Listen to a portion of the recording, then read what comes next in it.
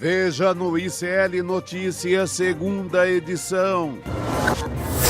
Recado dado. Vídeo dos Estados Unidos fala em domínio da América Latina e cita sequestro de Maduro como exemplo. Nos 45 do segundo tempo, Quest aponta que 10% do eleitorado brasileiro define voto para presidente no dia da eleição. A volta dos que não foram. Ex-marqueteiro do PT assume campanha de ACM Neto e ressuscita slogans da esquerda. O ICL Notícias, segunda edição, está no ar.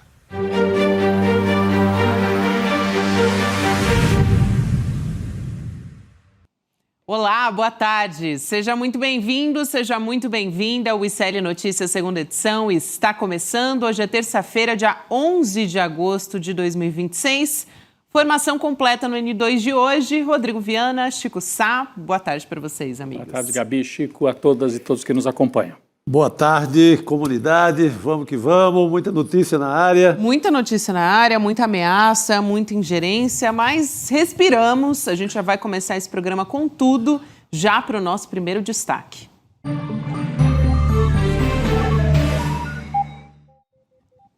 No meu radar de hoje, meu destaque na abertura do N2 de hoje, Gabi, Chico e todas e todos que nos acompanham, é justamente a nova ameaça explícita feita pelo governo dos Estados Unidos.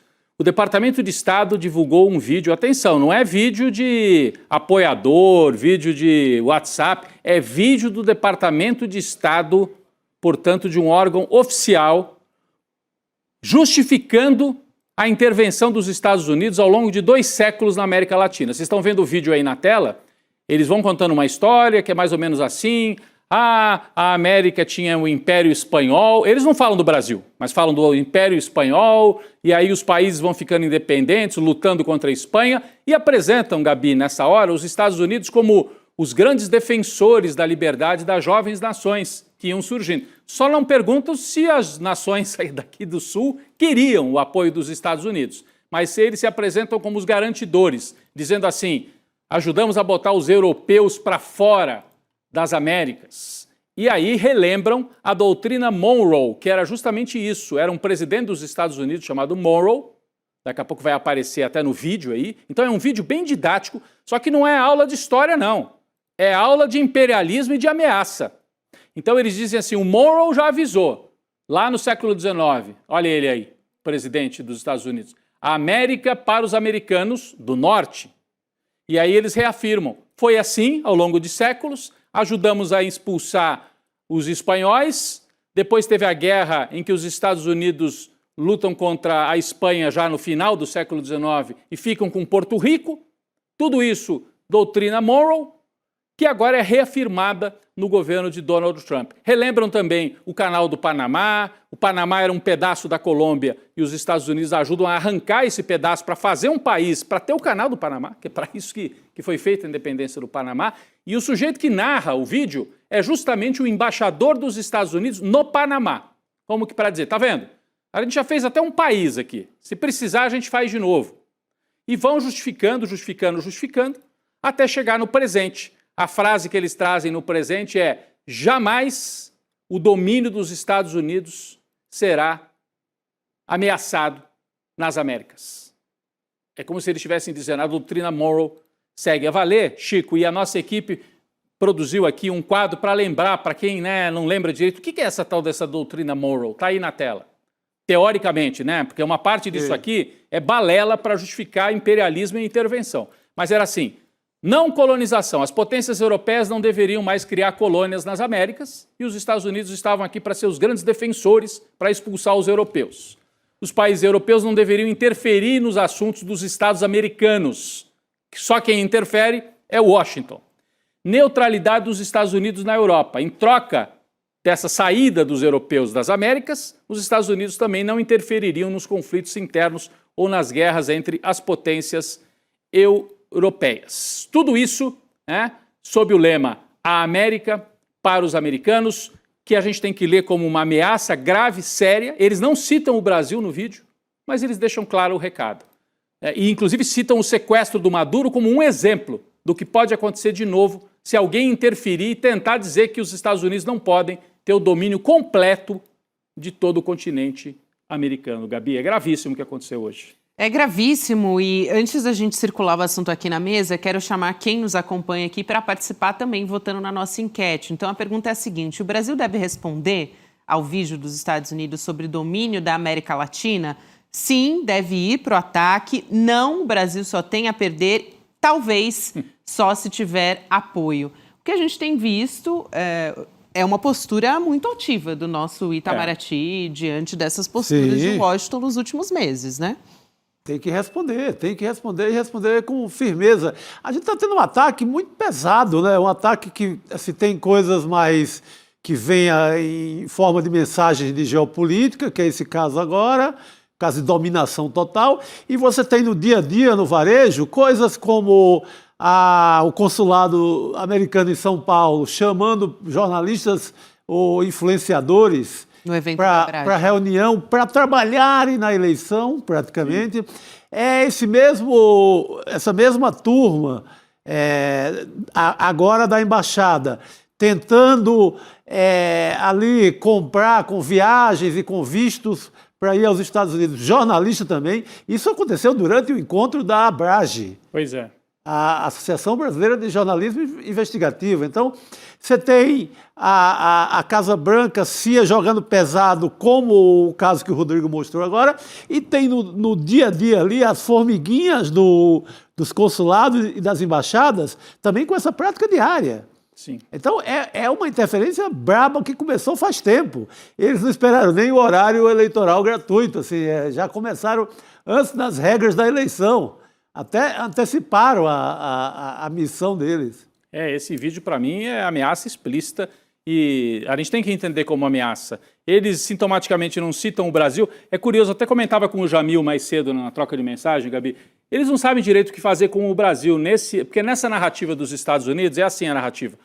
O Império Espanhol se desfez, os países foram ficando independentes. Mas e o Brasil? O Brasil não era colônia espanhola, era colônia portuguesa. Só que o Império Português não se desfez, virou Brasil, né? Porque a família portuguesa fica aqui e monta o Brasil. Então eles não sabem direito como encaixar o Brasil, que sempre teve uma postura de independência, de negociação, nunca foi de confronto com os Estados Unidos. Quem tenta fazer o confronto são eles com a gente.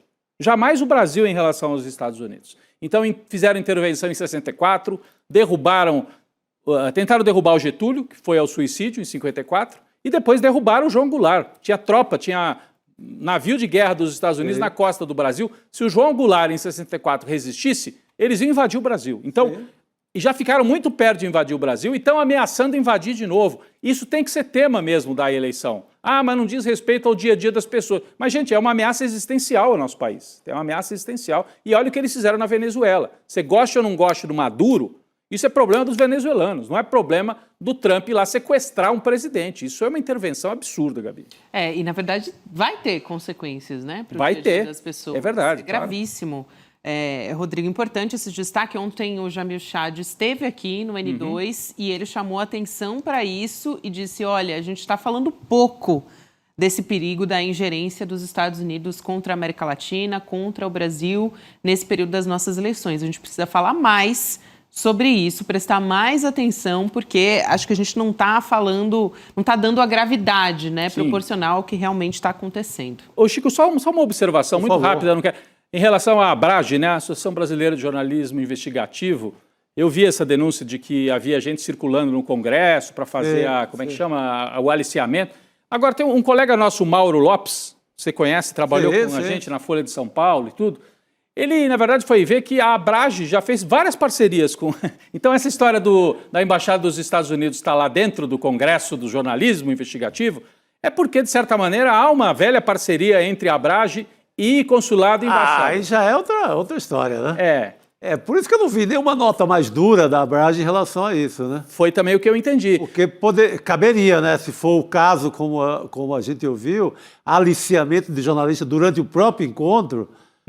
Mas se foram convidados, se autoridades norte-americanas foram convidadas, aí já muda toda a figura. O que o Mauro Lopes lembra é assim, olha, não sei se dessa vez eles estavam aliciando ou não, mas sei que em outros congressos havia parceria, inclusive bandeirinha dos Estados Unidos, junto com a Abrage, para promover esses congressos. Coisa que os Estados Unidos sempre fizeram, gente. Tentar trazer jornalista para perto, convidar para ir fazer curso nos Estados Unidos, né? Dar uma graninha aqui através de ONG. Não estou dizendo que todo mundo que faz isso está vendido para o império, mas sim. É uma prática dos Estados Unidos. Nesse momento, torna-se mais grave, né? Claro, claro. Porque se emenda a outros fatores que estão acontecendo. Sem dúvida. É isso, e a gente vai voltar a falar sobre esse assunto. Agora a gente vai diretamente para Brasília. Hoje é dia de conversar com o Luiz Costa Pinto.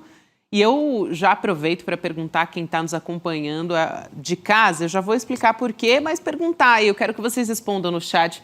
Você já escolheu o candidato de última hora? Vereador, deputado? Eu quero que o pessoal comente aqui. Isso é bastante comum. E dá boa tarde para o Luiz Costa Pinto, que vem aqui nessa terça-feira. Lula, bem-vindo. Bem-vindo.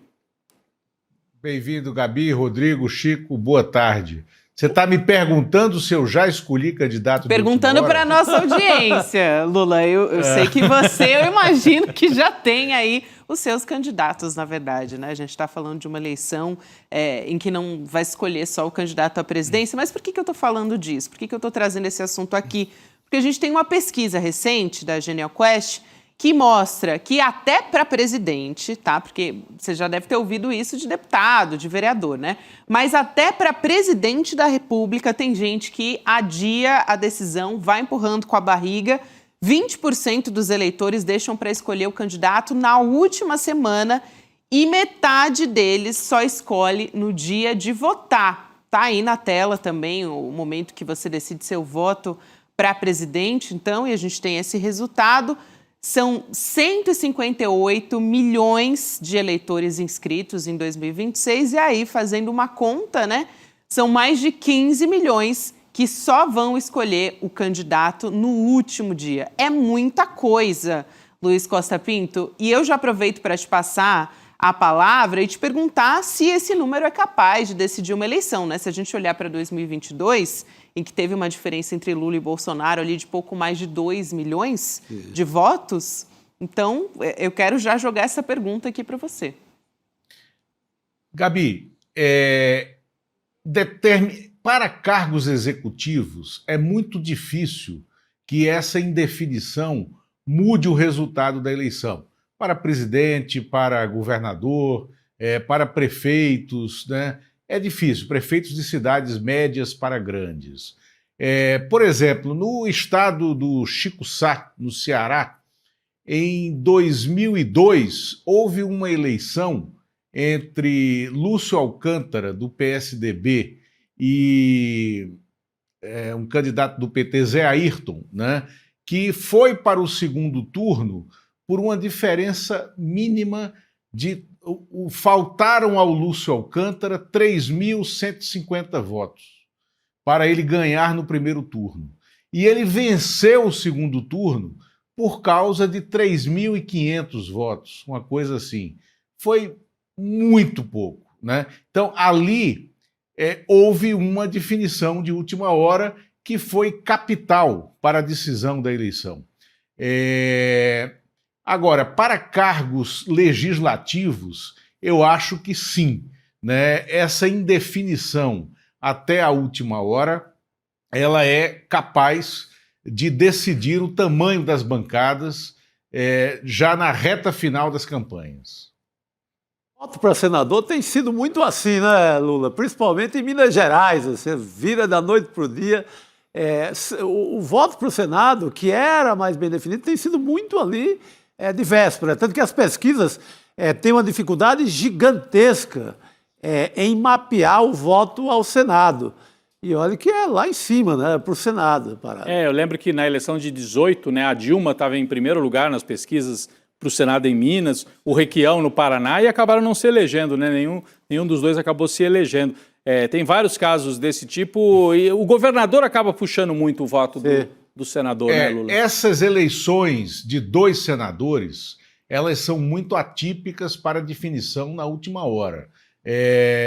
Veja que, por exemplo, alguns candidatos saem de terceiro e às vezes quarto lugar nas pesquisas para, no dia da eleição, serem os mais votados. Isso aconteceu aí em São Paulo, se eu não me engano, com o Mercadante, numa das eleições que ele disputou para o Senado, né? Isso aconteceu no Ceará, mais uma vez, no caso do Eunício, na eleição em que o Tasso Gereissati, que era favoritíssimo, ficou em terceiro e foi derrotado. Eu acho que foi a eleição de 2014, se eu não me engano, né? Então, esses fenômenos acontecem, sim, de última hora. Eu, no meu caso, eu defino o voto antes de os candidatos receberem os números da Justiça Eleitoral. E nesse caso aqui, em Brasília, para deputado distrital, né, eu tenho um candidato que vai disputar pela primeira vez a eleição, e eu estou esperando que ele defina o número, porque meu voto já é certo nele, ele é um companheiro nosso de redações. Não vou dar o nome aqui, porque senão será fazer campanha. É verdade. Muito bom. Não, é importante a gente lembrar as pessoas que estão nos acompanhando para irem procurando as listas, conversando, né? Eu sei que o nosso público aqui é um público que acompanha muito política, mas às vezes, principalmente para deputado estadual, né, no caso de Brasília, distrital, deputado estadual, às vezes as pessoas demoram e decidem realmente na última semana. Muita gente vota na legenda e tal, mas é importante definir um nome, porque às vezes você vota na legenda e ajuda a eleger alguém que não é exatamente o que você pensa, né? Porque somam todos os votos e tal. Mas, enfim, eu também respeito quem decide votar na legenda, porque às vezes dá força para o partido, né? Mas às vezes elege ali uma rabeira, né? O fim da fila ali fica complicado, entra qualquer coisa. É perigoso, esse fim da fila é perigoso mesmo. Eu queria aproveitar aqui e falar da pesquisa a gente está falando de pesquisa de intenção de voto, né? De trazer a nova pesquisa CNT-MDA, mostrando que o presidente Lula lidera o primeiro turno, com 13 pontos de vantagem, e venceria o Flávio também no segundo turno. Então, a gente está vendo aí na tela, primeiro, a pesquisa de primeiro turno. Então, Lula com 42,4%, Flávio Bolsonaro 28,7%. E depois vem os nanicos, né? Nesse, o Renan Santos do Missão aparece com uma quantidade bem menor, né? Porque essa não é feita pela internet, aquele debate que a gente tem feito. Não é que a pesquisa esteja manipulada, não é isso, gente. Quando a pesquisa é feita pela internet, você tende a privilegiar o público que é mais mobilizado na internet. E o Renan Santos, o eleitorado dele, geralmente é o pessoal do MBL e tal, que gosta da internet. Quando chega até a 2 dígitos, né, Chico, em algumas pesquisas. Exato, quando vai à Praça da Sé com a pranchetinha, ele desaparece. Desaparece o Renan. Essa pesquisa é uma pesquisa tradicional, né, feita de maneira tradicional e que acertou muito em 2022. Porta, né? Entrevista face a face, porta a porta, e como você ressaltou no Urgente, Rodrigo, foi o maior índice de acerto em 2002, foi a MDA. 22, que surpreende muita gente. Porque muita gente, porque a MDA faz pesquisa para a Confederação Nacional dos Transportes, que durante muito tempo foi presidida pelo Clésio Andrade, que era uma sublegenda de Aécio Neves em Minas Gerais, né? Aí todo mundo desconfiava da MDA. Mas ela, de fato, tem esse histórico de uma taxa de acertos muito razoável.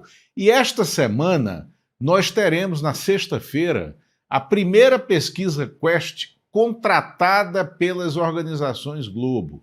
É uma pesquisa também com entrevista face a face, também porta a porta, estratificada nacionalmente, e aí a gente não vai ver a repetição desse fenômeno Renan Santos. Porque o Renan Santos ele só descola do Caiado, né, e fica em terceiro lugar ali com 7, 8, até 10% de intenção de voto, quando são essas pesquisas de captura de eleitor pela internet. Então, muito interessante você ressalvar isso, e eu gostaria de convidar os nossos telespectadores, os nossos ouvintes, para entrar na Revista Liberta desta semana. A Revista Liberta desta semana tem uma capa, né, com 3 artigos de fundo sobre pesquisa eleitoral. E eu acho que o tema ali está muito bem tratado nisso e não estamos duvidando das pesquisas.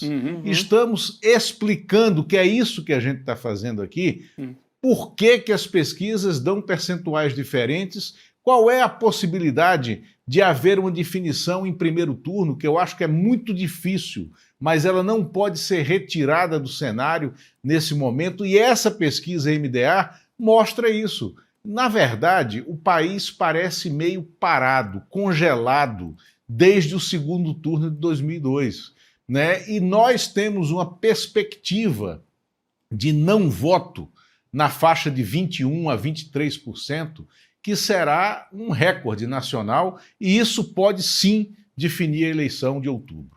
Para fechar aqui, eu queria trazer os números de segundo turno. A gente mostrou de primeiro turno aqui, né, da CNT-MDA. Vamos colocar o segundo turno aí na tela também.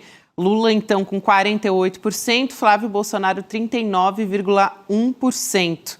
E chamar a atenção também sobre os indecisos, né? Depois de saber a quantidade de pessoas que deixam para decidir na última semana e no último dia também, é muita gente.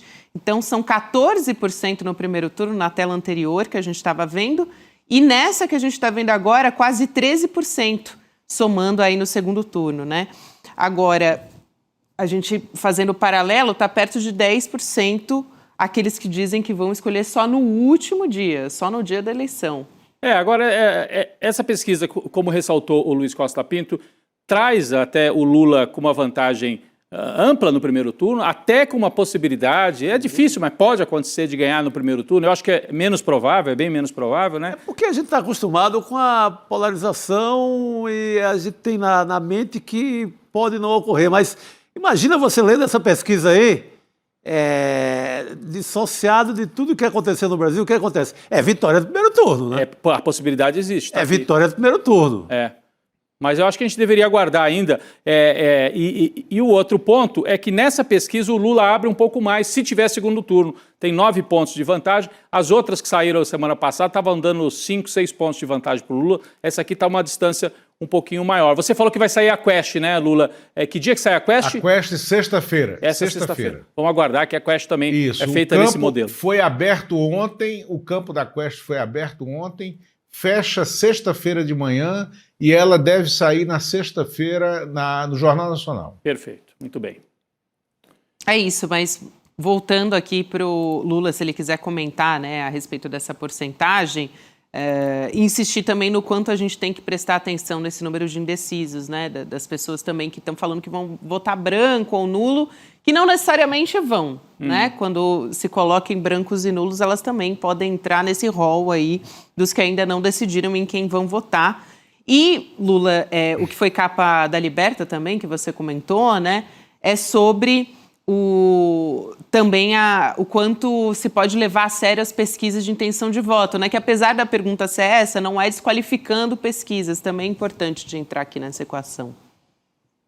Exatamente, Gabi. Eu sou totalmente pró-ciência. Eu acho que as pesquisas têm que ser levadas a sério. O percentual das pesquisas depende da metodologia. É claro que há picaretagem no mercado de pesquisa, mas a legislação brasileira vem tentando reprimir essa picaretagem ao longo do tempo. A gente vem avançando nessa tecnologia. Eu sou radicalmente contra a proibição de divulgação de números de pesquisa, porque eu acho que quanto mais informação você tiver até a hora de decisão do voto, isso é fundamental. Agora, nós da imprensa precisamos cumprir o nosso papel para denunciar aquilo que é picaretagem, aquilo que é incorreto, para evitar fazer a manipulação com os números, né? E nesse caso específico dos indecisos desse ano, tem um dado muito pouco sutil e que é muito relevante na definição de voto. Pela primeira vez desde a redemocratização, a parcela de eleitores de 16 a 24 anos no Brasil, ela é menor que a parcela de eleitores acima de 60 anos. E também, pela primeira vez desde a redemocratização, os eleitores 16-24 tendem a votar mais com a extrema-direita, com Flávio Bolsonaro, do que com um candidato que se apresenta à esquerda, né? O presidente Lula, candidato à reeleição. E a parcela de eleitores de 60 mais, né, de idade tende a votar com o presidente Lula, com a reeleição, com a tentativa de reeleição dele. E a perspectiva de não voto nessa faixa 16-24 é mais alta do que na faixa dos eleitores mais experientes. Então, a análise desse dado, ela é fundamental para a gente seguir acreditando que há uma margem, sim, de definição da eleição no primeiro turno ainda. Perfeito. Importante prestar atenção nisso. Agora, eu vou chamar atenção para uma outra notícia que, na verdade, está lá na coluna do Luiz Costa Pinto no site do ICL Notícias, que é uma análise de como o socorro ao Banco Master quebrou o Distrito Federal. E com base no que ele está falando isso, né? Aqui está a manchete na nossa tela, a edição de número 59 do Festival de Brasília do Cinema Brasileiro, que é o mais antigo, né, do calendário audiovisual aqui do Brasil, corre um grande risco de não acontecer nesse ano. E o governo do DF, depois de gestão do Ibanez Rocha, da Celina Leão, está tão quebrado que não consegue, talvez, né, custear a organização desse festival. Teria que gastar ali em torno de 3 milhões de reais, não é isso, Lula? Exatamente.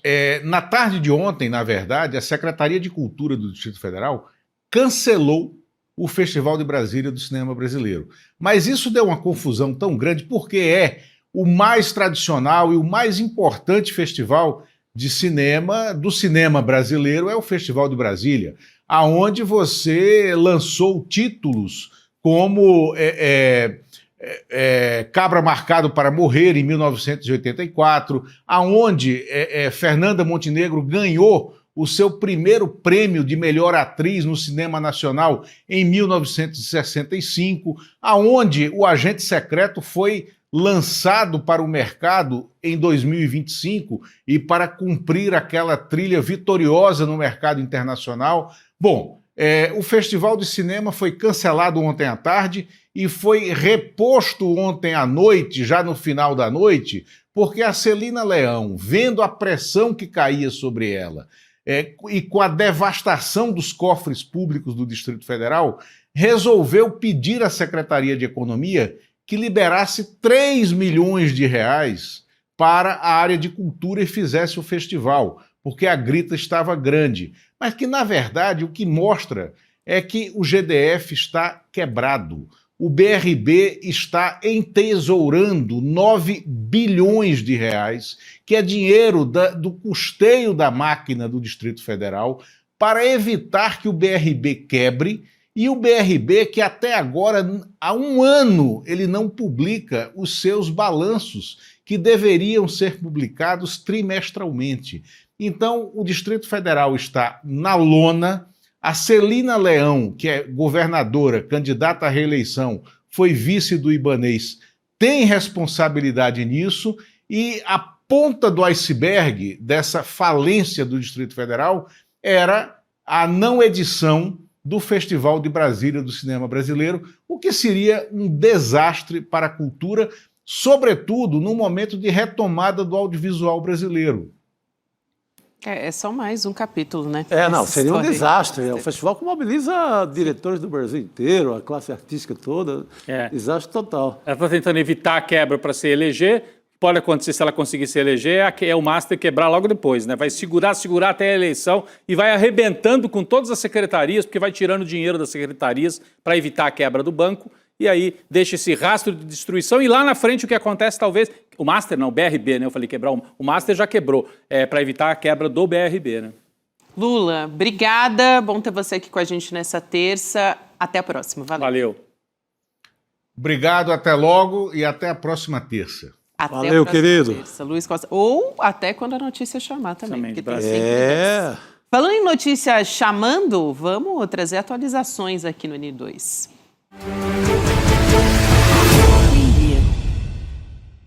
Bruno Concílio, boa tarde para você. Boa tarde, Gabi. Boa tarde, Chico. Boa tarde, Rodrigo. Vamos começar falando sobre Antony Garotinho, que corre sério risco de não poder disputar a eleição no Rio de Janeiro. A Justiça do Rio determinou que o ex-governador e candidato ao governo cumpra a sentença relacionada a uma condenação por improbidade administrativa que suspende direitos políticos por 8 anos. A condenação se refere a um caso julgado em 2018 e ocorrido em 2005, apurando uma acusação de fraudes na saúde durante o mandato da esposa dele, Rosinha Garotinho. A defesa dele contestou a decisão e argumenta que a punição já foi cumprida, afirmando que a suspensão dos direitos políticos expirou em agosto deste ano. Agora a gente vai falar sobre a nova delação de Daniel Vorcaro, o ex-dono do Banco Master. Sim, é isso mesmo que você ouviu, a novela não tem fim. O Procurador-Geral da República, Paulo Gonet, definiu 3 condições da PGR para que qualquer tratativa avançasse. E você não vai acreditar nisso aqui, o Vorcaro ele não cumpriu nenhuma delas até agora. A apuração é da Bela Megali, do jornal O Globo. A primeira é que não pode escolher quem será delatado. A PGR quer todos os envolvidos sem seleção. A segunda exige que o banqueiro entregue detalhes sobre o paradeiro do dinheiro das fraudes bancárias. E a terceira é que qualquer discussão sobre penas e benefícios fique para depois, quando as informações estiverem todas no papel. Para fechar, o IPCA subiu 0,07% em julho, o que mantém a inflação dentro da meta do governo. Os dados foram divulgados hoje pelo IBGE e o resultado representa uma desaceleração em relação a junho. É com você, Gabi. Obrigada, Bruno Concílio, trazendo informações aqui no N2, depois ele volta de novo. Eu aproveito para lembrar você que está chegando a aula do professor Castro Rocha. Eu estou ansiosa para assistir essa aula também. Siga o dinheiro, então você vai entender a origem da grana na próxima aula, a origem da grana da extrema-direita, né? Na próxima aula do Castro Rocha, que vai ser dia 3 de agosto, nessa quinta-feira agora, 8 horas da noite. Então, ali depois do N2, você reserva um tempinho para assistir a aula do professor, para daí entender como é que essa mobilização política está virando mercadoria na mão da extrema-direita. Hoje de manhã, o Chico Sá pode falar muito melhor do que eu. Falamos bastante. Paulo Motorim trouxe uma reportagem falando... Ele já acompanha o Nicolas há muito tempo, né? Hoje o Paulo Motorim ele deu um histórico desse enriquecimento do Nicolas, né? O Paulo Motorim ele desmente o Nicolas assim, com muita categoria, quando o Nicolas fala que parte do dinheiro dele é fora da política. O Motorim prova assim, centavo a centavo, que tudo foi com o uso do mandato. Monetizou o mandato, vendeu serviço para colegas, vai saber como foi essa venda, como os candidatos que eram da chapa dele para deputado estadual, já na campanha dele mesmo. Então, é um sujeito muito esperto que ganhou dinheiro de todas as maneiras com a política, monetizando o mandato. O mandato dele virou um balcão, uma franquia. O que explica como é que o patrimônio dele foi de 36 mil para quase 4 milhões de reais, né? Sim. Depois do primeiro mandato na Câmara. Exatamente, é disso que o Castro Rocha vai tratar. O Bruno falou aí do Vorcaro, que é também dinheiro da extrema-direita, essa condição que o Gonet pede de dizer onde foi parar o resultado da fraude, esquece delação. Aí não o que ele vai dizer? Aí acaba com toda a vida, a possibilidade de vida futura dele, porque ele mocosou essa grana em paraíso fiscal, aqui dentro, naquele fundo do Texas do Eduardo Bolsonaro. Então, ele vai dizer o destino? Ele quer preservar para depois tentar uma pena menor e ainda viver o restante da vida com uma boa grana.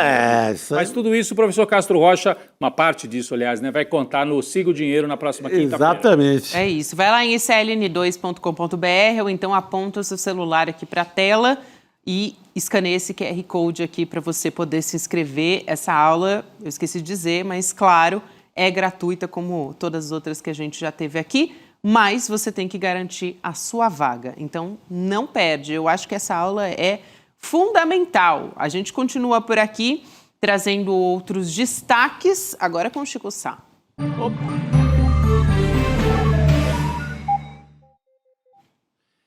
Chegou a vez. É o seguinte, no momento em que a pessoas como o ministro Edson Fachin está preocupado em criar um código de ética, um guia de conduta para o Poder Judiciário. E tem que lembrar que antes o Flávio Dino, também colega dele no STF, mostrou preocupação pesada em relação aos penduricalhos, etc. Temos o exemplo, no caso, um mau exemplo, desse juiz mineiro, o senhor Milton Lívio Leão Salles, que numa sessão de julgamento lá do TJ de Minas, apronta a seguinte história. Vamos ver o comportamento desse juiz em pleno julgamento. Esse Tribunal de Justiça de Minas Gerais, esse STJ, o STF, o Alexandre de Moraes, são todos uns corruptos.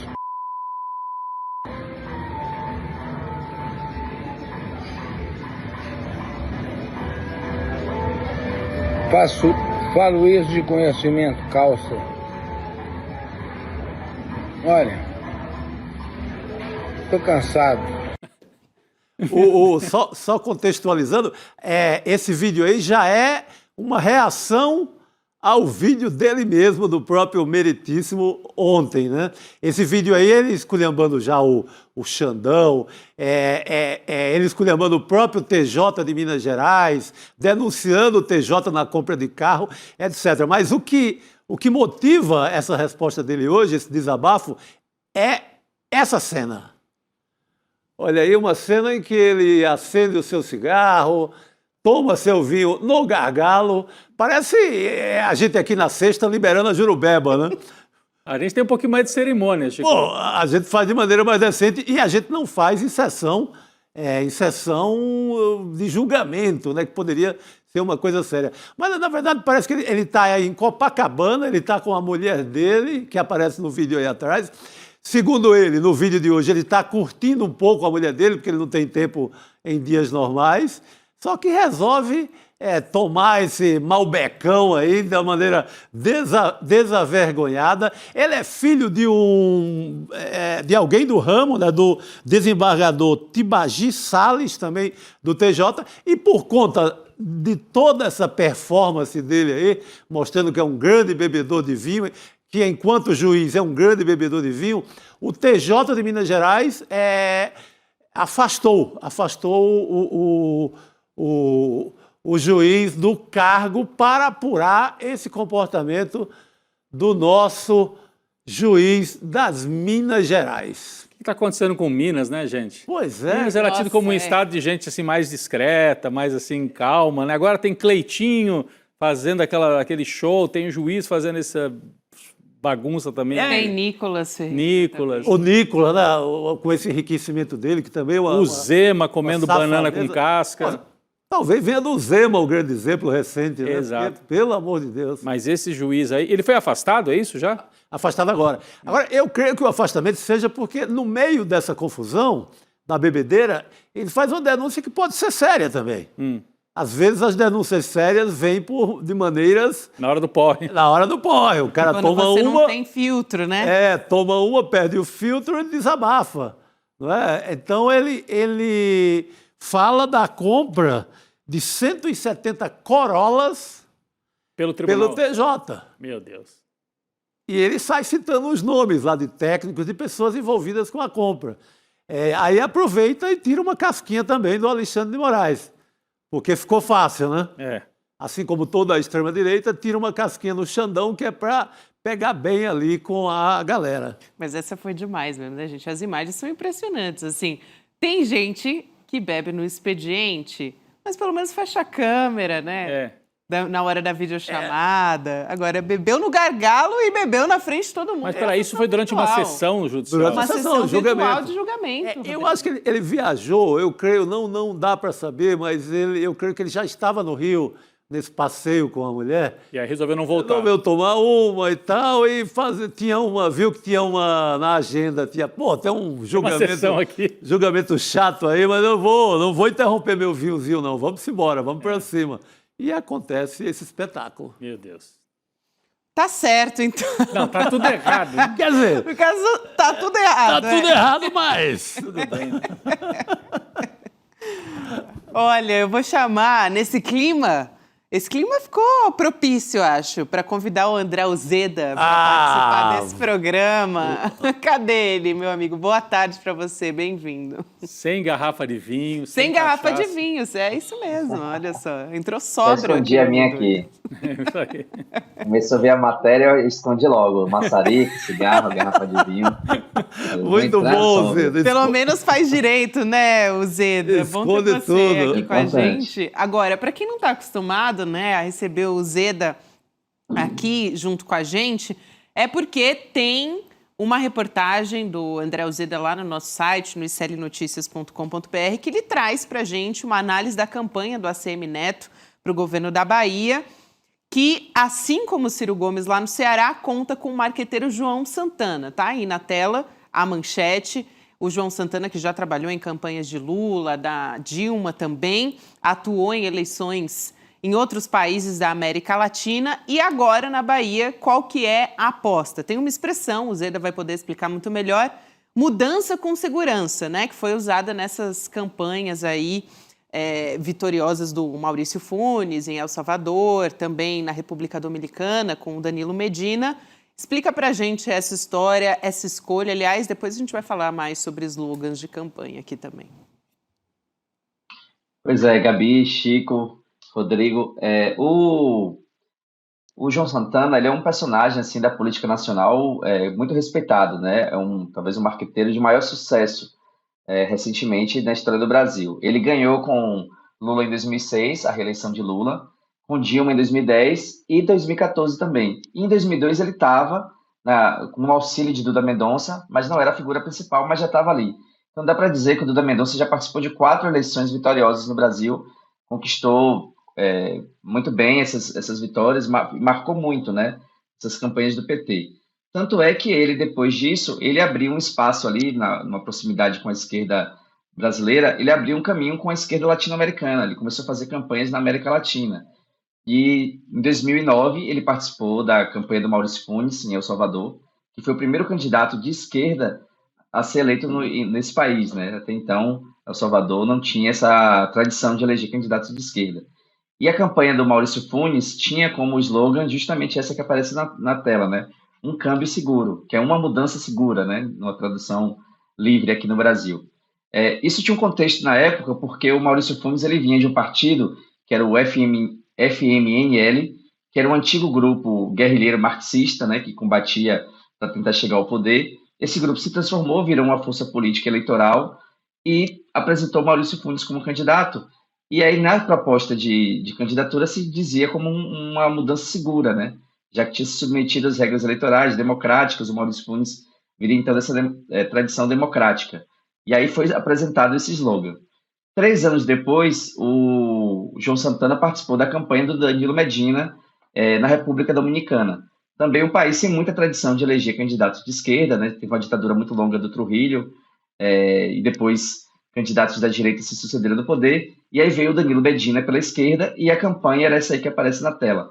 É o melhor câmbio, é o câmbio seguro. Me perdoe aí o espanhol, que não é dos melhores, mas tento fazer aqui a leitura. E aí o Danilo Medina veio com essa campanha também, que é uma melhor mudança, é uma mudança segura. Então, 2 motes de campanha ali próximos, pensados pelo João Santana e que foram vitoriosas.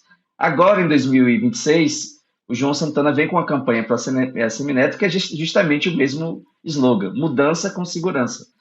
É o João Santana reciclando as ideias aí, né? Parece que não está nos melhores momentos, né, de criatividade, está buscando arquivos antigos e reciclando, se autoplagiando, né, copiando a si mesmo, e aí o mote é esse da mudança com segurança.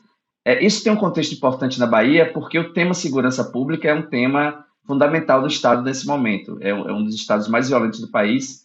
No ranking das 10 cidades mais violentas, a Bahia apresenta 5. E também tem o contexto da violência policial, que é devastadora na Bahia, né, com morte principalmente a jovens negros periféricos.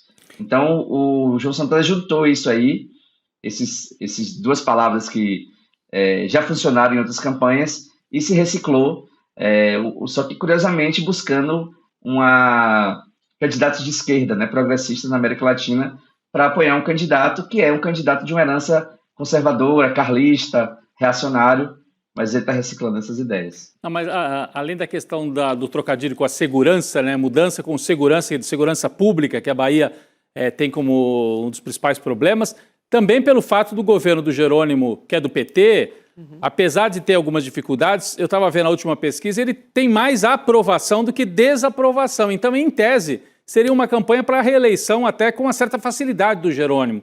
Mas ele está com dificuldade, primeiro, né, você pode até explicar melhor, Zeda, mas primeiro porque o ACM Neto tem a tradição política, foi prefeito de Salvador, fez uma boa prefeitura, ou pelo menos saiu bem avaliada a prefeitura, e o Jerônimo, apesar de ter ali mais de 50% de aprovação, está patinando. Hoje mesmo saiu uma pesquisa na Bahia com um empate quase absoluto entre eles. Eu achei que já era, viu, a eleição. Viu? Já era para o Jerônimo?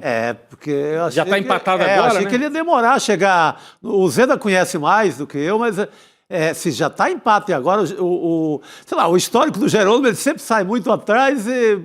O PT, né? O PT tem essa arrancada, né? Então, no repertório das últimas eleições sempre tem sido meio assim. E eu achei o empate do Jerônimo muito cedo. O Jerônimo já empatou. Quando o Lula fizer 2 comícios lá em Salvador, a tendência é dar uma arrancada para o lado do PT. Mas, então, o Zeda, ele aposta em mudança com segurança, que é do tipo assim, ó, você está achando que o governo está mais ou menos bom, mas pode eleger um outro governador. É difícil isso, né? Você tem que dar um nó ali na cabeça do eleitor, né? Para tentar fazer com que o povo que acha que o Jerônimo é ok como governador, apesar dos problemas na segurança pública, fazer esse eleitor votar no ACM e votar no Lula, porque 70% do voto na Bahia deve ser para o Lula. Então, como é que faz, né? É uma equação complicadíssima, né, Zeda? É sempre o desafio do ACM Neto, é sempre esse. Na eleição passada, em 22, o confronto foi o mesmo, Jerônimo contra o ACM Neto. E ACM Neto, ele optou pela tática do palanque neutro. Ele disse que não ia apoiar nenhum candidato. Embora ele tivesse fotos abraçadas com Bolsonaro, já tivesse participado de palanques com Bolsonaro, ele optou por uma ideia de dizer que era um palanque único. Ele chegou a usar uma expressão que o PT bateu muito na campanha, que era o tanto faz Lula ou Bolsonaro. Só que essa opção dele é uma opção porque ele sabe que é um estado com inclinação claramente lulista. A Bahia é o estado que o PT já governa há 20 anos, dá as maiores vitórias proporcionais a Lula, né, em números absolutos ao presidente Lula. Então o ACM Neto ele fica sem muito campo de disputa ali, quando nacionaliza a campanha. Então ele sempre enfoca, né, numa campanha mais regionalizada, mais nos problemas estaduais, para tentar minimizar o efeito de Lula. E o Jerônimo ele tem essa carta na manga, quando o Lula começar a percorrer o estado, a fazer campanhas em Salvador e nas principais cidades, Feira de Santana, Vitória da Conquista, há uma tendência muito grande desses votos migrarem para o Jerônimo Rodrigues, né, que já é o governador e busca a reeleição. Esse mudança com segurança tem exatamente isso que o Rodrigo falou, é um duplo sentido. Fala da segurança pública, né, que é um tema principal hoje no debate, a principal pauta, tanto que foi o que mais pautou o debate da Band no domingo, mas também o ACM Neto tentando sinalizar que ele é uma mudança tranquila, né, sem rupturas, sem problemas de transformar muito o governo, né, o governo que já é tocado há 20 anos pelo PT. Ele tenta ir por essa linha, numa ideia muito pensada pelo João Santana, né, que de fato é uma mente brilhante no marketing político, mas pelo visto o João Santana está rareando um pouco as ideias e já está requisitando os arquivos antigos para ter novas ideias, né? É isso. E tentar Acontece pegar com todo no mundo. calcanhar de Aquiles, né? Quem nunca, né? Reciclou um texto, uma isso. coisa. Pô, vamos perdoar Uma o frase ou marqueteiro. outra. O Eduardo Neres, ele fala que gosta muito da gente, mas a gente erra muito quando fala da Bahia. O que ele falou que a gente errou aí, pô? Não, ele não cita, mas... então, vou tentar acertar um pouco hoje. O ACM Neto, ele cita o Caiado como possível candidato dele, né? Ele não é muito firme com o Caiado, mas ele diz que está com o Caiado. Até porque nenhum palanque nacional assume a candidatura do Flávio Bolsonaro. O Tarcísio aqui fugiu, não citou uma vez. O Ciro Gomes, no Ceará, que é o candidato aliado ao Flávio Bolsonaro, ao PL, também não cita, está fugindo do Flávio Bolsonaro. E na Bahia não poderia ser diferente, jamais o ACM Neto se inclinaria pro lado do Flávio, né, Uzeda? E eu tenho certeza que a gente acertou hoje com a presença de André Uzeda aqui. A gente melhorou. Melhorou bastante. Tem mais chance de Subimos acertar com a muito Bahia. nível aqui Acertamos também. com a Bahia. Com certeza. Obrigada, Uzeda. Bom ter você Valeu, aqui com a Uzeda. gente. Valeu, eu que agradeço. Até a próxima. Obrigado, E confere lá a querido. reportagem no nosso site do ICL Notícias. Falando em conferir também, hoje é terça-feira e já deixo o convite para você conferir o Precisamos Conversar de hoje, que tem uma entrevistada que já passou por aqui e, assim, foi uma entrevista muito marcante, que é a Astrid Fontenelle, né? Participou da nossa bancada aqui, da nossa querida bancada. E a apresentadora vai contar histórias ali do passado dela. Enfim, tem muito assunto, né? As dores e as delícias de envelhecer como uma mulher. Enfim, tem muito assunto aí que você pode conferir hoje às 6h30, ou seja, daqui a pouquinho. Muito bom. Foi um dos melhores programas. Foi um dos melhores programas, eu concordo, Chico. Tem uma história... Repertório É um gigante. ícone, Também né? tem casa na Bahia, viu? Veio bem no roteiro, veio na hora certa. E ela fala muito daquele livro da Gisele Pelicot também, né? Que é uma luta contra o assédio também, no fim das contas, né? Esse livro é um ícone para isso também. Então vai lá em icl.com.br/precisamos conversar. Não deixa de participar do grupo e não deixa de conferir agora com a gente às 6h30. E a gente vai para mais um destaque aqui no programa.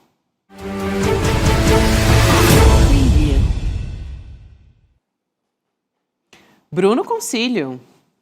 Gabi, vamos começar falando da Operação Causa Própria. Hoje a PF cumpriu um mandado de busca e apreensão no endereço de Rui Costa Pimenta, presidente do Partido da Causa Operária e candidato à presidência da República. A operação era sobre suspeitas de desvio de recursos do fundo partidário e do fundo eleitoral.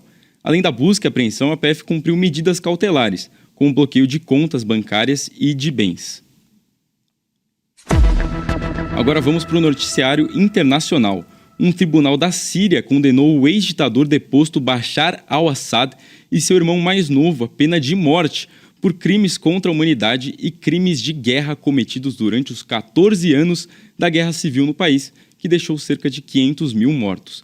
O ex-ditador e seu irmão fugiram para a Rússia enquanto insurgentes entravam na capital, Damasco, em dezembro de 2024, em uma investida relâmpago que derrubou o regime.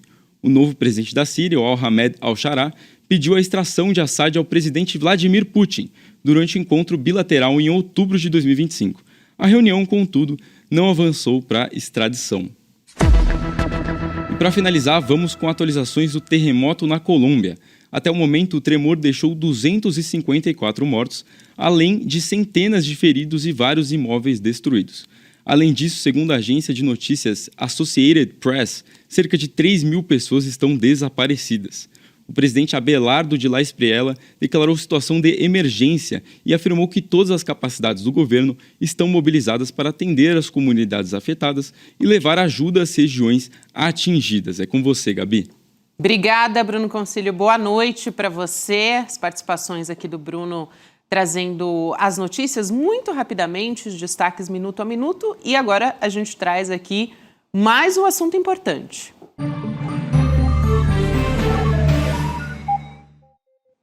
Gente, mesmo depois da gente ter vivido uma pandemia, a Organização Mundial da Saúde tem que vir a público para defender a importância da vacinação no combate às doenças. E eu estou tendo que falar sobre isso aqui mais uma vez no radar, porque o decreto assinado pelo Donald Trump reduziu de uma maneira drástica as vacinas recomendadas nos Estados Unidos. Então, com uma canetada, ele cortou o calendário de imunização infantil para 11 vacinas, e antes eram 18. Sem citar um único estudo, o Trump disse, de uma maneira criminosa, que as vacinas estariam ligadas ao aumento de casos de autismo e mortes. Não existe nenhuma evidência científica que sustente isso. Esse discurso, inclusive, já foi desmontado por organismos internacionais, órgãos regulatórios do mundo inteiro.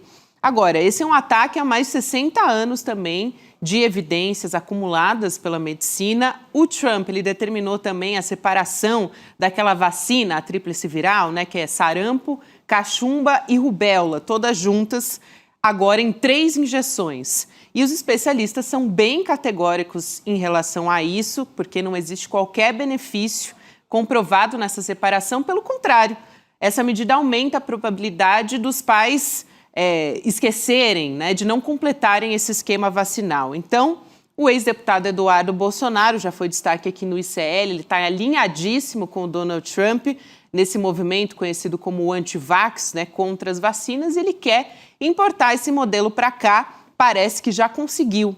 Inclusive, a fala criminosa dele foi criticada até por aliados, como o Tarcísio de Freitas, governador de São Paulo, né, ele quer se mostrar moderado frente ao Eduardo, dizendo que a vacina é segura.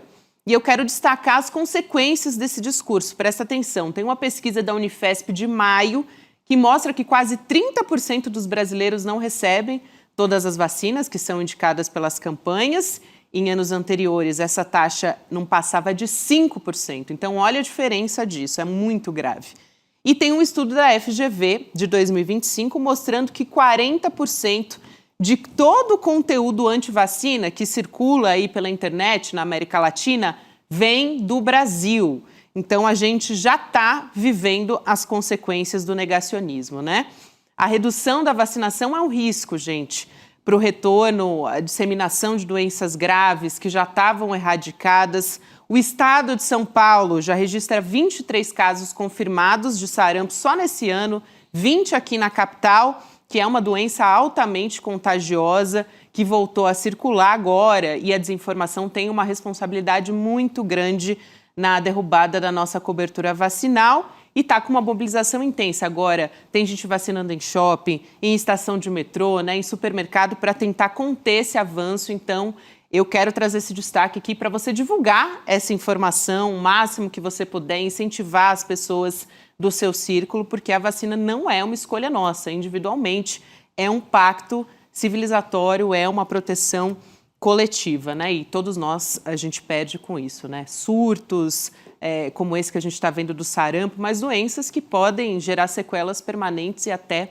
a morte. Então, infelizmente, Rodrigo e Chico, a gente tendo que trazer esse destaque aqui, mas acho que é um alerta importante. Importantíssimo. Super importante, Gabi. São Paulo está um perigo, São Paulo está com surto mesmo. Com sarampo. E esse discurso alinhado, né? O Trump, num dia, diminui a cobertura vacinal e 2 dias antes o Eduardo Bolsonaro posta contra as vacinas nos Estados Unidos. Eles estão totalmente alinhados na cartilha bolsonarista tradicional, né? Ataque às mulheres, ataque à vacina, ataque às urnas, ataque à democracia. É o combo completo. Que não deixa de ser um ataque à democracia também, né? Sim. E a civilização, principalmente. Isso, perfeito. Trazendo aqui o resultado da nossa enquete, o Brasil deve responder ao vídeo dos Estados Unidos sobre domínio da América Latina. 50% votaram sim, deve ir para o ataque. Então, essa é a opinião aqui da nossa audiência, seguindo já a cartilha também do presidente Lula e do Itamaraty, que não tem abaixado a cabeça para essas ingerências também dos Estados Unidos. Sim, manter o discurso da soberania, importantíssimo. Total. Seguimos então aqui, gente. Agora Precisamos Conversar. Você fica com a gente. Amanhã estamos de volta a partir das 7 horas da manhã com Desperta. Rodrigo, Chico, boa noite a todos. Até amanhã. Até. Fica comigo que o recado é rápido. Faltam só 2 dias para a aula do professor Castro Rocha, que vai explicar para o Brasil inteiro de onde vem o dinheiro da extrema-direita no Brasil e qual o tamanho do lucro que essa galera tem com esse negócio. É assustador o que vocês todos vão aprender nessa aula. Até daqui a 2 dias. Todos os dias, as principais notícias do Brasil e do mundo direto no seu WhatsApp, com informação de qualidade e sem fake news. Escaneie agora o QR Code e entre para o canal do ICL Notícias. Informação que importa onde você estiver.